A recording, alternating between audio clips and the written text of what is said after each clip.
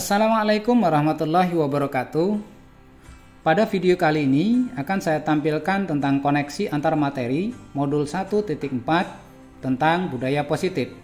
Bersama saya John Hanidi, calon guru penggerak angkatan 9 dari SMK Negeri 1 Martapura. Keterkaitan antar materi, filosofi Ki Hajar Dewantara, nilai dan peran guru penggerak, visi guru penggerak, dan budaya positif. Filosofi Ki Hajar Dewantara. Guru yang diumpamakan sebagai seorang petani, di mana murid sebagai bibit. Pembelajaran yang berpihak pada murid, serta seorang guru memanusiakan manusia dengan memperhatikan aspek cipta, rasa, dan karsa. Pembelajaran yang dapat saya ambil dari modul ini seakan menyadarkan dari tabir yang menyelimuti tentang bagaimana memperlakukan murid yang sesungguhnya, sehingga secara berangsur-angsur dapat diterapkan di kelas maupun di sekolah saya. Nilai dan peran guru penggerak. Nilai dan peran guru penggerak antara lain berpihak pada murid, mandiri, kolaboratif, inovatif, reflektif.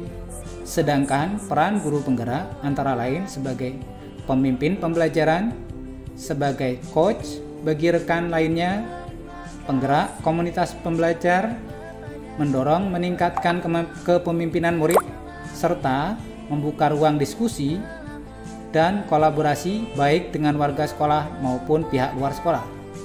Pembelajaran yang dapat saya ambil dari kegiatan ini adalah bagaimana guru menjadikan dirinya sebagai teladan bagi murid serta orang-orang di lingkungan terdekatnya. Visi guru penggerak. Seorang guru harus memiliki visi untuk anak didiknya, dan visi tersebut harus berpihak pada murid. Untuk mencapai tujuan pembelajaran yang berfokus pada murid, maka harus diikuti juga dengan visi yang selalu berpihak pada murid, dengan menerapkan teori inquiry apresiatif dan model baca. Kesimpulan, guru penggerak harus mampu merumuskan visi seorang guru yang berpihak pada murid, memahami dan menerapkan nilai dan peran sebagai seorang guru, serta menjadikan teladan bagi murid sesuai dengan budaya positif yang kesemuanya berpihak pada murid sesuai dengan filosofi Ki Hajar Dewantara. Refleksi. Sejauh mana pemahaman Anda terkait konsep-konsep inti seperti disiplin positif, motivasi perilaku manusia, atau menghukum dan penghargaan, posisi kontrol restitusi, keyakinan kelas atau sekolah, serta segitiga restitusi. Disiplin positif.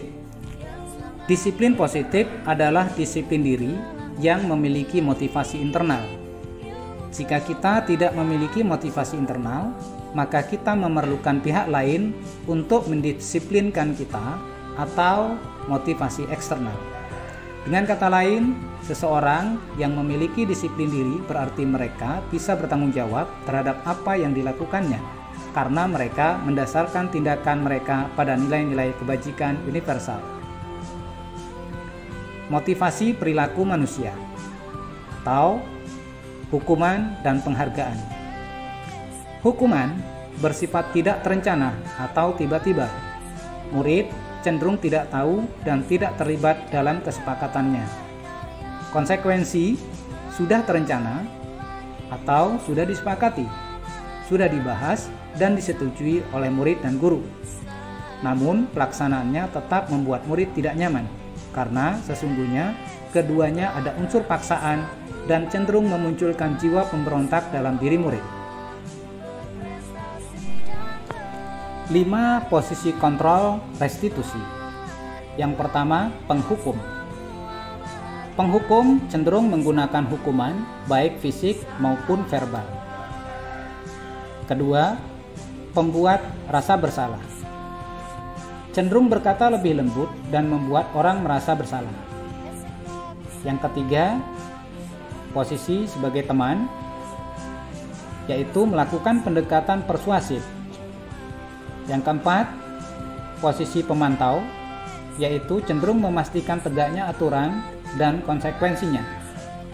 Dan yang terakhir adalah posisi manajer, yaitu posisi di mana guru membuat sesuatu bersama dengan muridnya.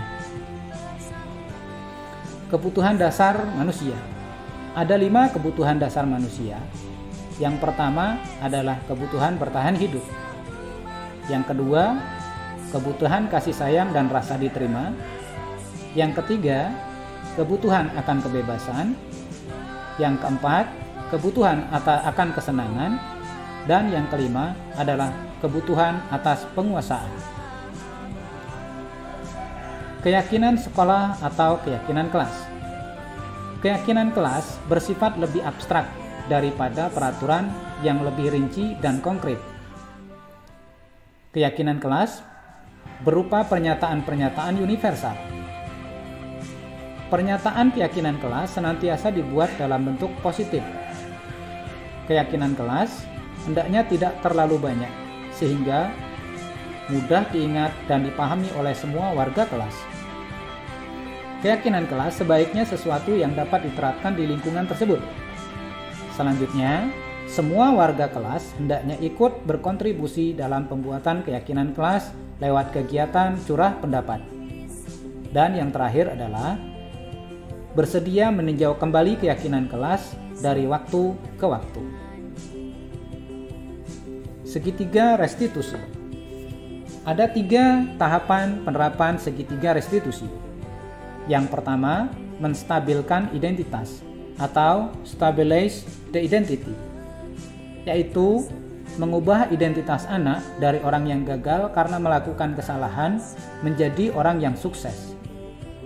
Yang kedua, validasi tindakan yang salah atau validate the misstep, yaitu memahami kebutuhan dasar apa yang mendasari sebuah tindakan.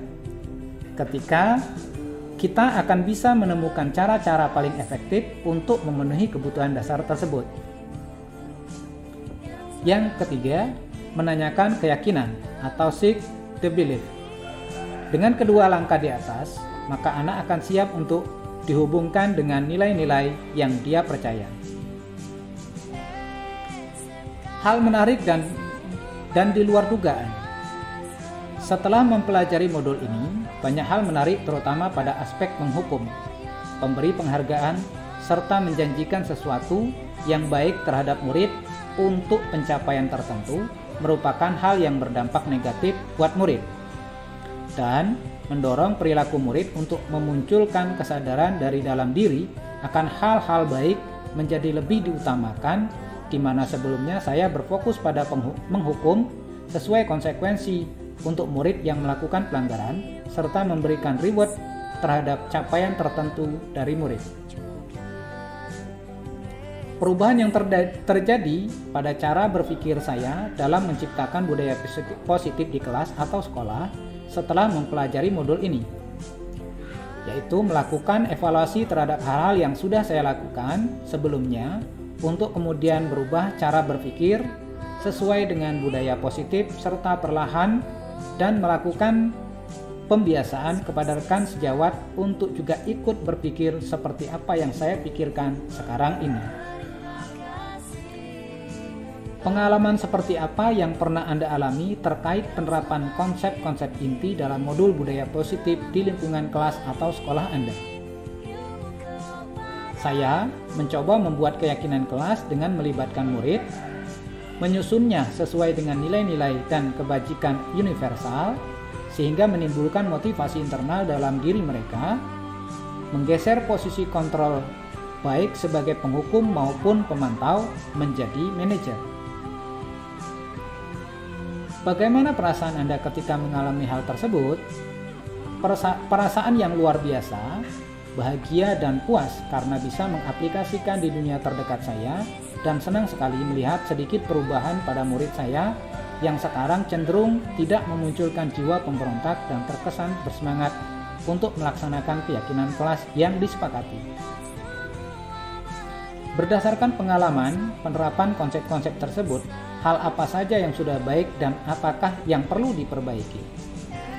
Penerapan membuat keyakinan kelas penerapan kontrol posisi, serta penerapan segitiga restitusi terhadap permasalahan anak sudah sangat baik, namun masih perlu ditingkatkan lagi karena kurangnya pengalaman saya dalam hal ini, serta melakukan penyimbasan kepada rekan sejawat lainnya supaya bisa dilaksanakan oleh seluruh rekan sejawat lainnya.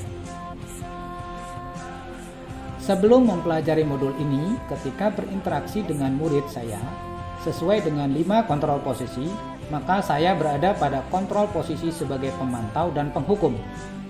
Hal ini karena saya konsisten dengan aturan dan menegakkan aturan tersebut. Nah, sekarang setelah mempelajari modul ini, saya merubah posisi saya sebagai manajer. Dan sekarang saya lebih lega dan merasa puas dengan hasil sementara yang saya lakukan, dengan tidak melihat murid saya seperti pemberontak di belakang saya. Sebelum mempelajari modul ini, saya tidak pernah tahu akan kontrol posisi, segitiga restitusi, atau lainnya, karena saya notabene adalah bukan dari lulusan Fakultas Pendidikan, dan saya selalu memposisikan diri sebagai pemantau dan penghukum jika dilihat dari 5 kontrol posisi tersebut. Setelah mempelajari modul ini, saya seperti terbuka wawasan baru dan perlahan merubah cara berpikir saya tentang budaya positif secara pribadi dan mulai mengajak kawan rekan sejawat untuk berpikir seperti cara berpikir saya sekarang. Selain konsep-konsep yang disampaikan dalam modul ini, hal lain yang menurut saya penting untuk saya pelajari dalam proses menciptakan budaya positif, baik di lingkungan kelas maupun di lingkungan sekolah adalah mempelajari tentang bagaimana menumbuhkan motivasi intrinsik bagi murid saya dengan mudah dan bisa dilakukan secara klasikal bahkan dalam skala lebih besar. Demikian video koneksi antar materi modul 1.4 tentang budaya positif yang dapat saya sampaikan. Terima kasih. Salam tergerak, bergerak, dan menggerakkan. Wassalamualaikum warahmatullahi wabarakatuh.